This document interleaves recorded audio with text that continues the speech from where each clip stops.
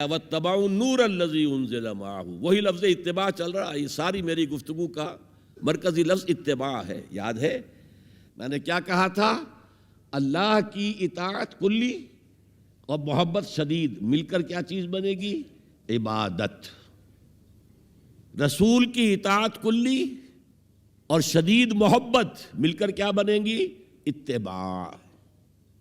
اور اتباع کا درجہ کیا ہے؟ قل ان کنتم تحبون اللہ فاتبعونی یحببکم اللہ۔ اے نبی ان سے کہہ دیجئے اگر تم اللہ سے محبت کرتے ہو تو میرا اتباع کرو، میری پیروی کرو، میرے نقش قدم پر چلو۔ اب آپ سوچئے اگر ہم کاروبار کر رہے ہیں، فرض کیجئے کوئی شخص 100% دیانتداری سے کام کر رہا ہے، کوئی شخص سود کے اندر براہ راست ملوث نہیں ہے، وہ نماز پڑھتا ہے، روزہ رکھتا ہے، لیکن یہ اتباع نہیں کر رہا جو حضور نے جو کام کیا تھا کہ غلط نظام، طاغوتی نظام کو جڑ سے اکھاڑ کر پھینکا جائے اور اللہ کا دیا ہوا دین حق قائم کیا جائے، تو اتباع میں کیا حصہ ہے اس کا؟ کوئی نہیں۔ ایک سوال آپ سے کرتا ہوں،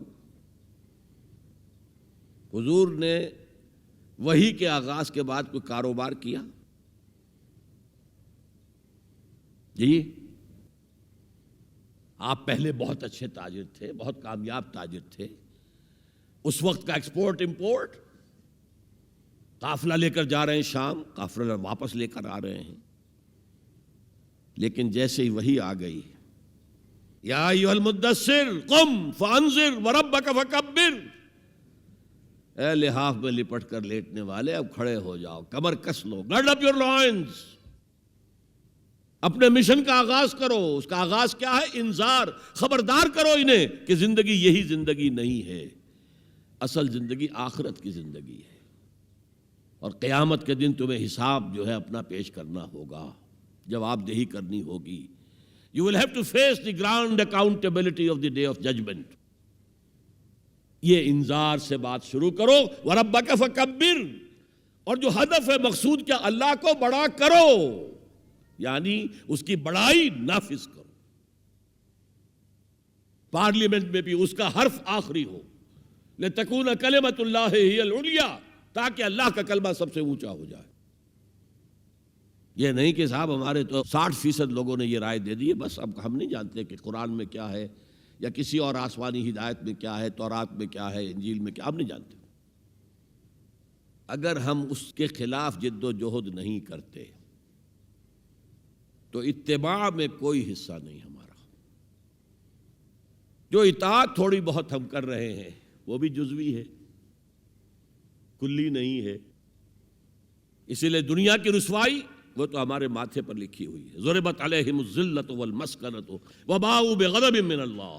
آج ہمارا حال یہ ہے۔ تو اتباع رسول، محبت رسول کا تقاضا وہی جد و جہد کرو، وہی جد و جہد کرو، اسی کا نام جہاد فی سبیل اللہ ہے۔ بدقسمتی سے خود ہم نے غلط انٹرپریٹیشن جہاد کی ہے، جس کی وجہ سے دشمنوں کو موقع ملا ہے۔ جہاد کے معنی جنگ، حالانکہ جہاد کے معنی تو جنگ نہیں ہے، جہاد جد و جہد کا نام ہے، کوشش۔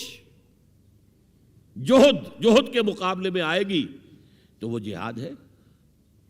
جہد یک طرفہ ہے تو جہد ہے، اور دو طرفہ ہو رہی ہے، رسہ جو ہے آپ ادھر کھینچ رہے ہیں وہ ادھر کھینچ رہے ہیں، یہ جہاد ہے۔ آپ توحید کا پرچم اٹھائے ہوئے ہیں، توحید پھیلا رہے ہیں، وہ شرک پھیلا رہے ہیں، یہ جہاد ہے۔ کوئی مغربی ڈیموکریسی چاہتا ہے، کوئی سوشلسٹ ڈیموکریسی چاہتا ہے، ان کے درمیان رساکشی ہوگی کہ نہیں ہوگی؟ یہ جہاد ہے۔ قتال تو جہاد کی 9 منزلہ عمارت میں جا کے 9ویں منزل پر قتال فی سبیل اللہ، اور یہ دونوں قرآن کی اصطلاحات ہیں۔ ہم نے جہاد کو بھی جنگ بنا دیا، تو پھر تو اب ہر شخص کو قرآن میں جنگ ہی جنگ نظر آئے گی، جہاں جہاد کا لفظ آیا جنگ، جہاں جہاد کا لفظ آیا جنگ۔ اسی سے تو ان کو موقع مل گیا نا۔ اے نبی آپ ان کافروں کی باتیں نہ سنیں، نہ ان کے باتوں میں آئیں، چاہے وہ صاف انکار کر رہے ہیں اور چاہے وہ کوئی مصالحت چاہتے ہوں کہ محمد کچھ نرمی دکھاؤ، کچھ ہماری مانو، کچھ اپنی منوا لو، یہ تم نے جو کل پیدا کر دی ہے، گھر گھر لڑائی ہو رہی ہے، اولاد ماں باپ سے جدا ہو گئی، بہن بھائی سے جدا ہو گیا، شوہر بیوی سے جدا، بیوی شوہر سے جدا. تو جو کہتے ہیں کہ a house divided amongst it self can not stand, ہمارا تو تم نے قبائلی جو ہمارا روب تھا وہ ختم کر دیا دنیا میں. لہذا ایسا کرو، کچھ مصالحت کرو، کچھ اپنی منوا لو، کچھ ہماری مان لو. قرآن نے کہا وَدُّوا لَوْ تُدْهِنُ فَيُدْهِنُونَ فَلَا تُطِعِ الْمُكَذِّبِينَ. ان کی بات نہ سنیے. تو جہاد تھا جو ہو رہا تھا، جس کے لیے میں نے رات تقریر کی ہے، جہاد بالقرآن. فَلَا تُطِعِ الْكَافِرِينَ وَجَاهِدْهُمْ بِهِ جِهَادًا كَبِيرًا. یہ سورہ الفرقان کی آیت ہے نمبر 52. اور شروع کیسے ہوتی ہے سورہ الفرقان؟ تبارک الذی نزل الفرقان علی عبدہ لیکون للعالمین نذیرا. بڑی بابرکت ہے وہ ذات جس نے اپنے بندے محمد پر صلی اللہ علیہ وسلم یہ الفرقان نازل کر دیا تاکہ تمام جہان والوں کو خبردار کر دے. انذار، اور وہ پوری نوع انسانی کے لیے انذار. اسی میں آگے آتا ہے اسی صورت میں فلا تطع الکافرین. اے نبی آپ ان کافروں کی باتیں نہ مانیں، نہ سنیں، نہ توجہ دیں. وجاہدہم بہی، اس قرآن کے ذریعے سے جہاد کیجئے. 12 برس مکے میں قرآن کے ذریعے سے جہاد ہوا ہے. تلوار تو نہیں اٹھی، الٹا حکم یہ تھا کہ چاہے تمہارے ٹکڑے کر دیں، چاہے تمہیں آگ میں جلا دیں. You don't have to raise hands even in self defense. کفو ایدیکم، اپنے ہاتھ بندھے رکھو، روکے رکھو، کوئی جوابی کارروائی نہیں. 12 برس This was the order of the day. یہ جہاد بالقرآن.